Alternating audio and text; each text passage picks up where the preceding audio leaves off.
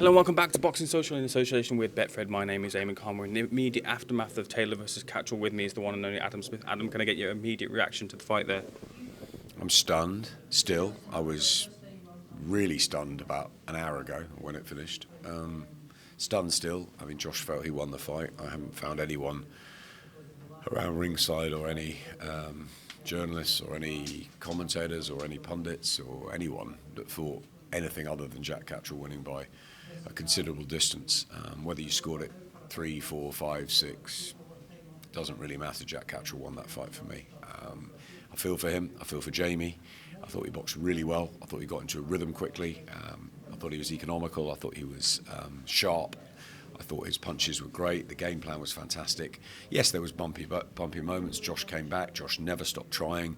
It was a Braveheart, gallant performance in there, but he just didn't look right tonight for me. And whether that was frustration, whether that was extra pressure on his shoulders, whether that was the weight, maybe a combination of all those things. But I think you also have to take your hat off to Jack Catterall and his team. It was a brilliant performance. He should be the world champion, the unified undisputed champion. And I feel a sense of sadness for him. Listen, I love Josh Taylor, and Josh is a phenomenal fighter. And I remember when he beat Ramirez, and I was texting him saying, "I want you on Sky." And listen, I can't wait to follow the career of Josh Taylor into the welterweight division, which is where he needs to go now. But I really feel tonight for Jack Catterall and his team and his family, and he should be the new champion. And it was a very bad decision. In terms, can you talk me through, you obviously there ringside commentating, can you talk me through the first knockdown of Josh Taylor's career, what you saw there, and also then the two-point deductions? Did you feel they were both fair in what was a messy fight at times? It was a messy fight and a scrappy fight at times, and I did think that actually Jack would get a point taken off before, which happened, and then it was levelled up. Josh was a bit frustrated and silly. He shouldn't have actually lost that point. That was down to him, and the knockdown was, it was the first knockdown of his career, but it wasn't a bad knockdown. It was a flash knockdown. I don't read much into that apart from the fact it's a 10-8 round, and that's how you score it. So I'm more interested in how the judges got to the decisions they got to. Now look, I respect them all. Ian John Lewis, Howard Foster, Victor Loughlin. Victor Loughlin made another perfect stoppage as a referee tonight, just like he did with Khan and Brooke, with Ramirez and Eric Donovan. I think he's a fantastic official. Same with Howard Foster, same with Ian John Lewis. You know, they've been doing this a long time. I just don't agree with what they saw tonight, and that's up to, if Robert thought the same or whether he disagreed, that's up to him to sit down with them and maybe ask them how they came to that. Maybe they watch it back. Sometimes, we all go back and watch it and think, did we get that right? We don't. I'm not there to score a fight. I'm there to call it. I'm there to call the action. Matt Macklin's there to score a fight. Hannah Rankin scored it. She's the other Scottish world champion, and she scored it by a long way to Jack Catterall. So did Tasha Jonas, so did Johnny Nelson, so did Barry Jones and Carl Frampton commentating for BBC. Everybody I spoke to scored it, to Catterall. Apart from Josh, who believes he won the fight. Now he was in there, and he would have saw different things, and Ben Davison's in his corner. But I think sometimes at ringside, if you say, you think something and someone else thinks something by a couple of rounds, and you get a sort of split verdict around, there's a feeling that, okay, it's subjective, you see different things. I don't remember a fight for a long time where everybody has been in utter agreement. Spencer Oliver, I think, thought it was a disgraceful decision. Ben Shalom's called for an inquest. He was embarrassed by it. This is not a soft reaction to that. And as I said, I adore Josh Taylor. I have full respect for him, and he got lucky tonight. And Floyd Mayweather did a little bit against Jose Luis Castillo. Joe Calzaghe did a little bit against Robin Reed. These things happen. They remained unbeaten, and maybe Josh will remain unbeaten for the rest of his career. Maybe this is the night that he got away with it. But I don't like it. I think it's wrong. Jamie Moore was really good to speak to us afterwards and said, look, his son Mikey is going to boxing, and what do you tell them when you put all that work in and you produce a performance like that and you don't get anything from it? A draw would have been wrong, but as for a Josh Taylor win on tonight's performance, didn't agree with it. I'll watch it back.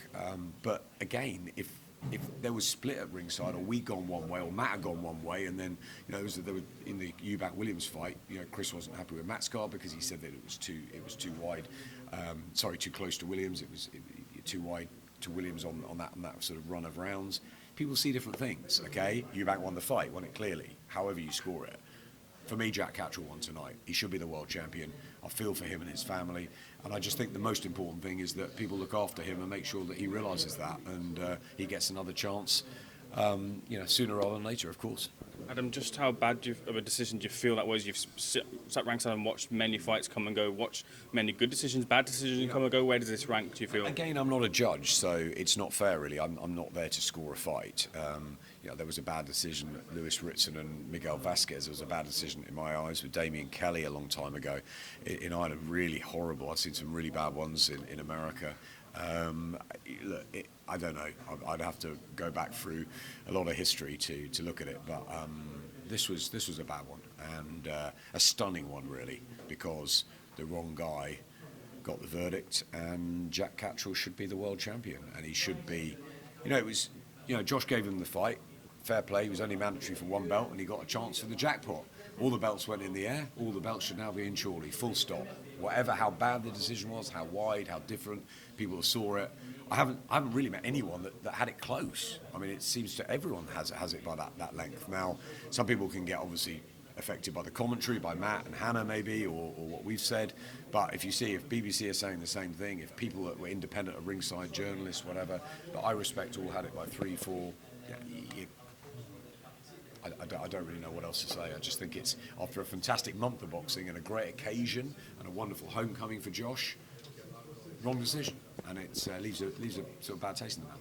Appreciate that, but what happens generally is when these decisions do happen, it's like we get the rawness of the decision, and then the dust settles, and then there's the apathy, and then nothing kind of changes. I know I can't probably get an answer to you as to what can kind of change, but it's always that trend, isn't it, Adam? Sure, it's not up to me again. This is under the British board jurisdictions. It's the world governing bodies. We're seeing it now. Okay, maybe the WBO, the WBA, the IBF, the WBC, the British board all have a look at it, and then they come up with what they think is the best plan. A rematch. Jack Catterall fights for vacant titles. The rematch will have to be at welterweight. We know that because Josh is moving up.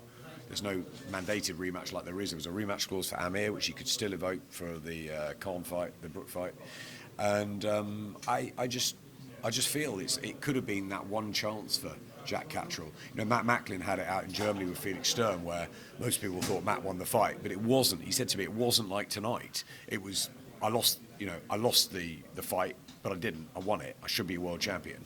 But it was, 2 or 3 rounds. This was definitive. And that's why I don't get it, because all 3 judges had it either close or to Taylor, which is bizarre for me. But again, I'm not a judge. It's not up to me to change things or whatever. All we can do is air what we think. And I'm not an expert. The fighters are the experts. They're the ones that have been in there. They're the ones that understand it and see it. But, I'm looking at people like Matt Macklin, Spencer Oliver, Barry Jones, Carl Frampton, who know boxing inside and out, who've been in there, who've felt it. Hannah Rankin, Scottish. A lot of Scottish fans were saying tonight it was a complete robbery. So they're saying it. I mean, hopefully people will take note. And I think the most important thing that happens is that Jack Catterall gets looked after and gets another opportunity. But, for me, he'll always have become the unofficial champion tonight. In terms of Jack Catterall, do you look to, off of the back of that performance, people seeing him winning that fight, do you look to sign him to Boxer going forward? What's the position there? Or Sky Sports going forward? Yeah, look, Ben and I'll sit down. I think Ben's going to look into the details of it all and let's let the dust settle. It's been a busy month for us. Let's not forget this was a fantastic event, great event in Scotland. Wonderful to have Josh back here. His homecoming, Top Rank were over. It was a great build-up, and a really good match. 2 unbeaten fighters. But in my eyes, as in most people's eyes, the wrong O went tonight, and that's just a shame. Was it that judges saw something different to us? Yes. Was it that they were wrong? That's for Robert Smith to look into. But sometimes, you just look at the outcry of you don't really want it brushed away. You need to sort of address it sometimes, and maybe we don't do that well enough, and it just sort of gets forgotten and moved on. But those who I respect around ringside, who believe that Jack Catterall should have become a world champion tonight, they know, and Jamie knows. Jamie knows boxing inside and out. And, we've worked with him as a fighter, as a pundit, as a trainer. He knows. And he might, if he was in the other corner, he would have come out and said, Jack Catterall won the fight, if he was in the other corner. And that's not what Josh Taylor and Ben Davison did, because maybe they were seeing something different or they wanted to see something different.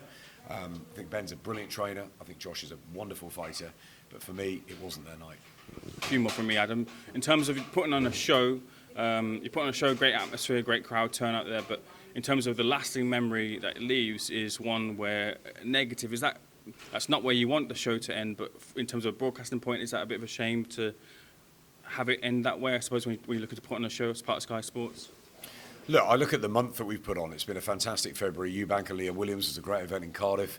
Manchester was a brilliant night. Sky Sports box office. We were north of 500,000 in buys. We had a really successful night. It was a fight that was there for the ages. It delivered. It's great to see Kel tonight. The atmosphere was amazing tonight. The fight wasn't a classic. It was a difficult, mix. It always was going to be of high-class southpaws, and often that gives you lumps and bumps and not the flow. But for me, yeah, it does. It's a shame because we've got a top rank event next week, but we don't have another UK show until March the 26th in London. It's time for us to digest all of this. Ben and I will go back. We'll learn from the mistakes we've made. We'll look at the things we've done right. We'll look at how we're going to go forward. But for me, in my opinion, the decision was wrong tonight, and that's not in our hands. That's out of our control. And I just hope people out there don't think this was some sort of a decision for the champion or a decision because he's Scottish or anything like that. Those three judges, those three officials are very, very experienced officials. They saw what they saw. It's just that no one, apart from Team Taylor, seemed to agree with them. So, yeah, let's hope that let's hope that the board look at it, and if Robert's unhappy, and I say I haven't spoken to Robert, he might think differently to us, but I haven't found many people that do. And finally for me, you told me in the week with Boxer and Benchmark moving forward with Sky Sports that this was a work in progress. In terms of this card, how did you feel it matched up to what you want to put out there? Yeah, I think. Listen, the biggest thing has been the main events in February. To put Eubank Williams and to put Taylor-Catterall on Sky Sports is a massive, massive statement. Big finances involved in those fights. Carnbrook, obviously, a sparkling night on box office, sandwich in the middle, but we think we've given real value to the customers this month with some big, big fights. The cards have been okay. Some really good fights, some not. Some great sort of exhibitions, some nice sort of first moves for young fighters, and getting the Azeems on, Brad Ray with that great knockout. So a mixture. Things that we can learn on, definitely try and get better. But I think when we're looking at the 26th of March and the 2nd of April, we're going to look at the cards and really work on them because they're slightly more tradie shows, obviously, with Richard and Savannah. Not quite the biggest names, but they will develop into. Savannah is obviously the world champion and up the northeast, and she's really gaining some momentum with the Clarissa story. But yeah, we'll really look at those cards and see where we can really put as many sort of 50-50 or 55-45 type fights on. The Scottish heavyweight title tonight was, you never knew who was going to win right up until the last minute, but it wasn't the purest of boxing, of course, let's be honest. Whereas the Ramirez-Donovan fight it was two really good boxers. So, different things. Ebony Jones fight was good tonight. Again, that was slightly, the draw was scored and people around ringside sort of felt Ebony nicked it, but that you could see that either way maybe, but that was just not what we saw with the main event. Sorry, Adam, super final thing. Derek Chisore's got a number of offers on the table, one from Sky Sports and Boxer, with potentially Hughie Fury being one of the options on the table for 2 fights. Can you tell me a little bit about that? I'm not sure. I know Hughie Fury's back out soon. Derek was ringside for Carnbrook and looking as sharp as ever. But I'll have to sit with Ben and work out what we're going to do with the heavyweights and Hughie Fury. Obviously, bigger fish with Fury and White being finally made and announced next week. Looking forward to that, and we'll see where Anthony Joshua goes. Obviously, our thoughts at the moment are with Alexander Usyk and our great friends, the Klitschko brothers, and everything that's going on in Ukraine. So hopefully they keep safe, and we'll see what happens with AJ and Usyk's rematch. But obviously, there's bigger things happening in the world and more important things than boxing at the moment. So yeah, so we can all sort of complain or raise eyebrows at a decision like this, but we also have to think about what's going on worldwide, and our thoughts and prayers are going out there to everybody at the minute. Great place to leave it. Adam, thank you so much for speaking to Boxing Social.